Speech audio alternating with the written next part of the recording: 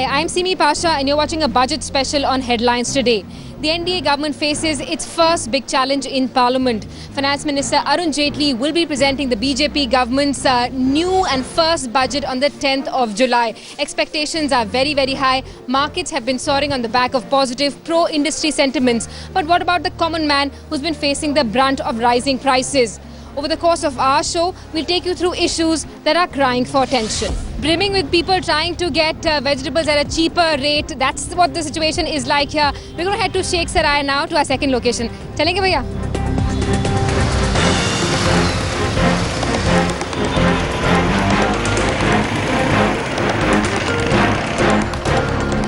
Alright, so we've reached the SFS flats in Sheikh Sarai. Till now, we've been speaking to wholesalers at the Sabzi Mandi market, and they've been telling us how the skyrocketing vegetable prices is not their fault. It's an imbalance in the demand and supply chain. Let's now get a perspective from households and see what their expectations from Finance Minister Arun Jaitley are.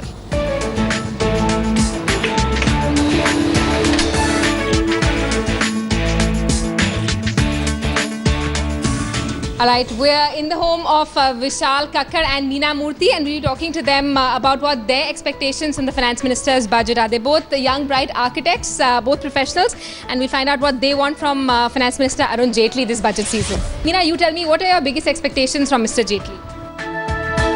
Yeah, well, we all have our share of expectations from Mr. Jaitley, but I would say that this government, it's just arrived here. It's been just a month and a half, so we should be realistic in our expectations. We can't expect them to wave a magic wand and get all the prices down in one go. But yes, we do have certain expectations which will help us run our households and our offices more smoothly than what we have been going through in the past. Absolutely. And Vishal, the opposition has been lashing out at the NDA government saying, "Achhe din kahan gaye?" 1 month after coming to power, they've hiked petrol, diesel and LPG prices.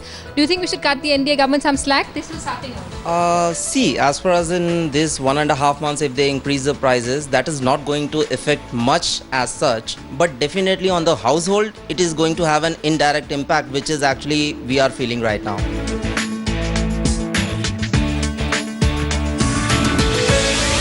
Let's find out from Vishal how much he has to now spend on his household budget. Vishal, how much money did you have to take out for your household expenses a year ago, 2 years ago, and how has that gone up or down now? Simi, basically, if I compare it with the past, you can say 2 years ago, I have to spend something like 8,000 to 9,000 rupees a month for my shopping for grocery and all the household needs. But that will gone up to something like 17,000 rupees last year. Now it is definitely come down. For the past 3-4 months I am just feeling like it's come down to somewhere around 12,000, but again it is on the higher side if we compare it with 2 years ago. So inflation definitely is a big concern for all households. What are the other ingredients that you think have become very expensive apart from vegetables? See, another very important thing is fruits, which I personally feel, because in our traditional household, like when we talk about fruits, it's like a falahar diet which people actually want to go to the normal food, to the fruits diet, but to detox or something like that. But what happens is now, if you compare the rates, because everybody talks about onion, potatoes, tomatoes and everything, and it'll come down to, again to 20, 30. But when we talk about apples, for example, the apple prices are like 240, 250, and it never comes down to 200 or 200 less than that. Today, one apple costs us somewhere around 60 rupees.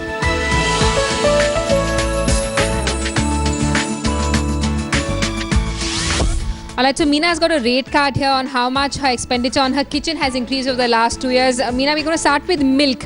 In 2012, you were spending 1,000 rupees. Yes. And it went up? To 1,200 in 2013 and 1,500 in 2014. Pulses, again 2012, 500, 2013, 500 and 2014, 800. So similarly with fruits and vegetables from 2,100 in 2012 to 5,000 in 2014, which is a major jump for us. Milk products 500 to 1,100, rice and wheat 500 to 800. So more or less things have doubled up. Alright, so Vishal and Meena also have lots of recommendations to make to the Finance Minister. We're going to start with point number 1. Meena? Yes, okay. Tax slabs should see a jump and not just a marginal increase. This will help widen the tax base and also help us combat the inflation. So that's the first suggestion. Right. Second suggestion, Vishal. We are working in all states in India, and we have to pay taxes. Each and every state have different way of doing the taxes, and also GST is one thing which we really want from this government. Number one, because we want to work in India. It is not like we are working in different countries because we are working in different states. So that is very important for us. So GST is also one recommendation which we want actually from the finance minister.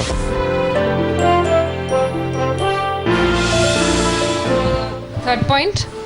Well, ATC actually tells us how much we can save from our investments in LIC and other policies. So that has got only a level of 1 lakh per year, so which is very less. It really doesn't amount to anything in the future. So that needs to be increased, because keeping in mind the inflation and the future, how high the inflation might go, so we have to increase that level drastically. So the government basically needs to take measures to encourage savings and... Absolutely.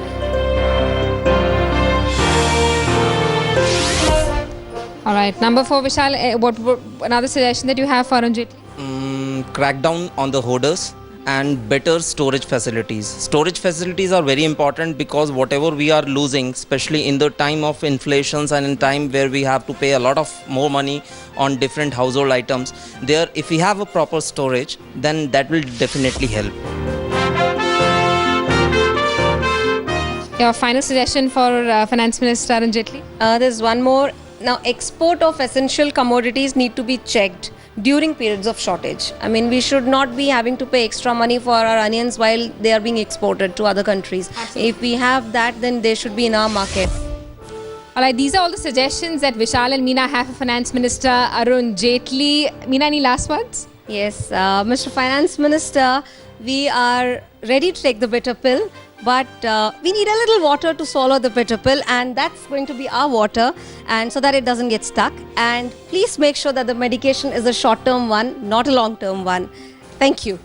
All right, so Meena and Vishal ready to give Finance Minister Arun Jaitley some time to get the economy back on track, but expectations from the NDA government are very high. It's now over to Ashish Merishi, who's now got an economist with him. Well, thanks, Simi. Thank you so much.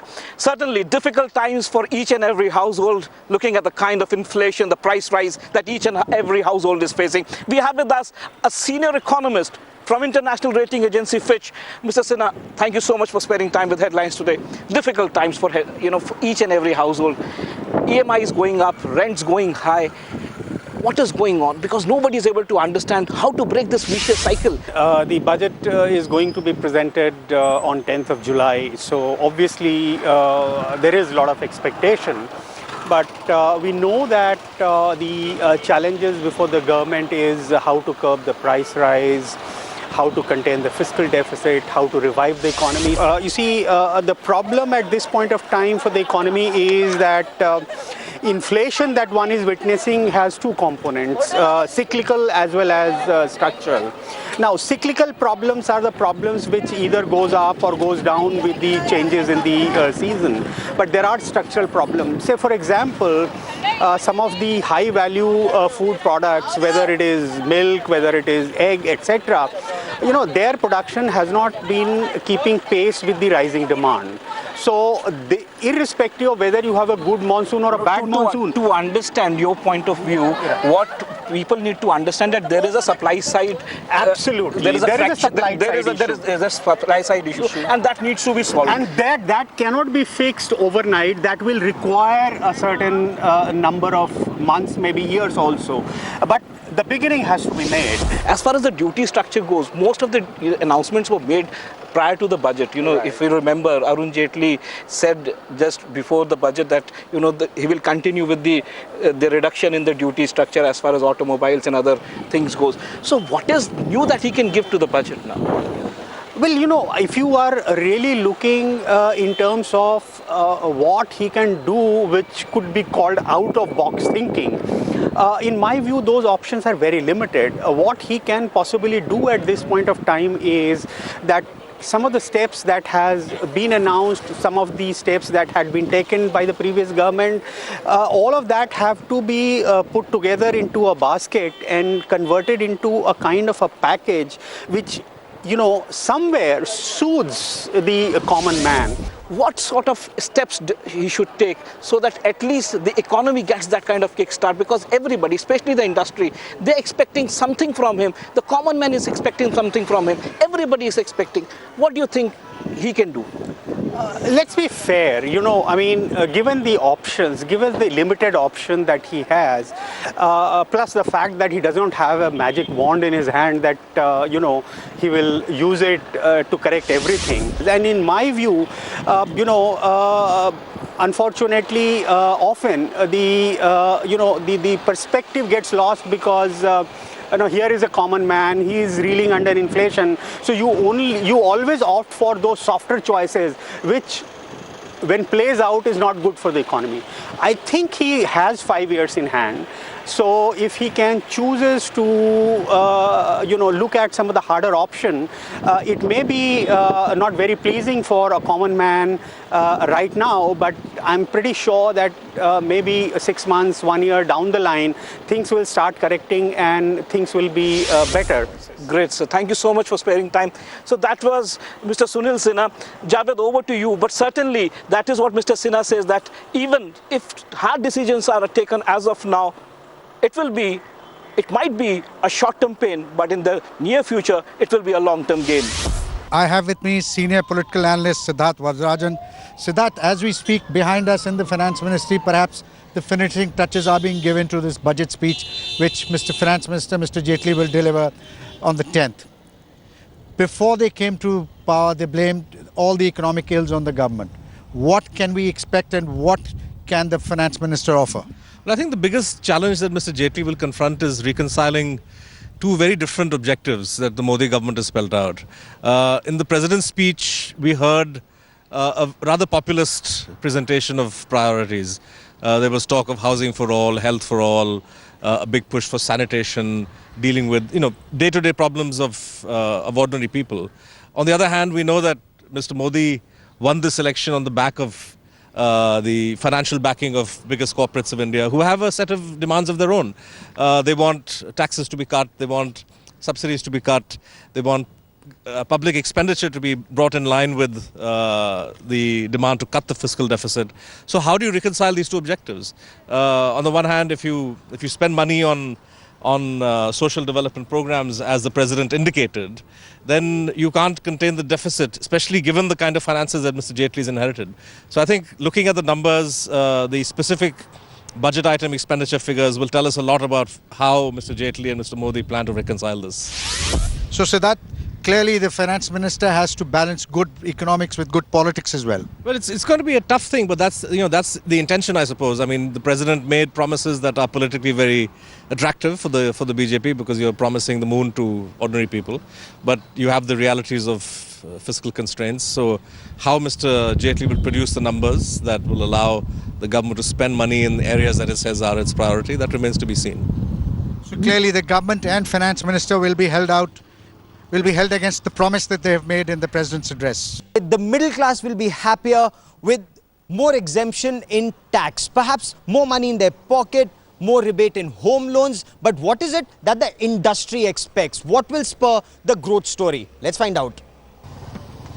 And with me on the broadcast is Ajay Shriram, President CII and Chairman and Senior Managing Director of DCM Shriram Limited. Sir, welcome on Headlines today. Thank you very much for inviting me. Your expectations of Narendra Modi's first budget, the Achhe Din Aane Wale Hai budget, how will Achhe Din come?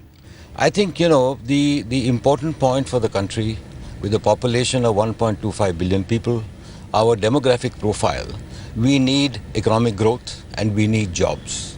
I think the economy for the last 2 years has been under stress. It's less than 4.5-5% GDP growth, and that is extremely low for this type of an economy. So what would you want to hear from Arun Jaitley that will spur the economy? I would say 4 things which I would like them to push. One, we really need a change of sentiment. Actually speaking, investments happen when there's a general feel-good factor. When, there is a sense of confidence, there is a sense of stability, there is a sense that, okay, whatever policies are in place are good for economic growth and investment, one. Second, I think it's important that infrastructure has to form the base. That is the foundation for investments to happen. Third, I think, which is really important, and that coming back to my original point, is jobs, is where we require manufacturing sector to get a very strong focus. That is one activity which provides jobs very aggressively. We need jobs, so manufacturing has to come in. And fourth, I would say, for a country like India, where the population is so large and living in rural India, agriculture has to become a profitable activity for the farmer. I think that's important. So I think these four are focus areas. There were two words that haunted industry. One was policy paralysis and the other was tax terrorism. How would you want this government to handle that in the budget? Simplification of taxes, simplification of processes, reducing the anomalies which are there in the entire tax structure, the aberrations, the uncertainties. I think that's important. Policy paralysis. I think, last 2 years of the UPA government have seen a relatively very low action on the front of inviting investments or clearances or things like that. For a country like India, I think the priority has to be set between environment and employment. Okay. Environment is important. There's no two ways on that. No one can't doubt that at all. But at the same time, I think we have to find the right balance so that jobs are created. India requires 10 to 12 million jobs per year for the next 10 years. How will the government take this investor sentiment forward, domestic investment? How does that come in? How will that right climate be created? Well, I would say it's good to see in the last 30 days or 35 days of this government, already you see the share market, you see the investments happening in the country. I think people are feeling a sense of buoyancy that this government will bring about some positive change and stability. Mr. Sriram, there is also talk of a new tax, a tax for the super rich. Is that robbing Peter to pay Paul, or is that the best way forward? Well, the government last year brought on a tax on over 1 crore income. But I think let's look at it two ways. For a country like India, having 42,000 people who are declaring an income over 1 crore a year, I think that is very unfortunate. Let's be honest. I think possibly we will get so many people in this bracket only in Chandni Chowk in Delhi, So I think that is one part. So the important point is, how do you widen the tax base? How do you get more people into the tax base? And the second point I'd like to make is, I think the country today needs entrepreneurial investments to actually create new companies, new activities, new economic activities and new jobs. I think that is a more important part of it, which will actually give an added impetus to the economic growth. And the revenue to the government from taxes by economic growth is much more than what you would get by, let's say, taxing the super rich by another 10% or something. So I think the important point is create the right atmosphere for investments, for growth, so economic activity goes up rather than just a short-term tax view. I will put it even this way. Retrospective tax was looked at as a tax inflow. But what one forgot, I think, is the larger picture of the negative impact on the billions of dollars of investment in the next 10 years. So let's look at the long term. Yeah. So would industry then be looking at perhaps a tax break for creating more jobs? No, I don't think we are asking for a tax break directly. What we are suggesting, and we have asked the government on CI's behalf, is that for SEZs, for some of these export-oriented units, please abolish MAT. Please look at how we can make their business activity more efficient, more conducive. So across the board, to be honest with you, I think tax incentive is a small part of the decision-making process of whether to invest or not. I think the overall sentiment, the ease of doing business, the clearance procedures, the regulatory environment, these play a very major role in deciding investment kare ya nahi kare. Before presenting his first budget, the Finance Minister Arun Jaitley made one thing very clear. Mindless populism has to end. So what is it that the government intends to do with subsidies and social service schemes? From what sources tell us, the government intends to press the reset button when it comes to the Mahatma Gandhi National Rural Employment Guarantee Act. It no longer will remain a ditch-digging exercise that even Jairam Ramesh said it had become. The government intends to focus on skill development of rural workers. Farmers will work on their skills, whether it's in the field of agriculture or investment in infrastructure. That's point one. When it comes to subsidies, whether it's LPG or kerosene, the government intends to make it very clear it will rationalize subsidies, give it to those who genuinely deserve it. How does this happen? Well, state governments have been asked to identify the real beneficiaries, who the real beneficiaries should be. Also, with the Food Security Act, once again, the government wants to plug holes in the public distribution system. By some accounts, 40% of PDS is a waste, goes into wrong hands. So apart from direct benefit transfer, whether it's LPG or kerosene, the government also intends to ensure it identifies who the beneficiaries should be and how the benefit should reach only them, and there should be no pilferage. Gaurav Sawant in Delhi for Headlines Today.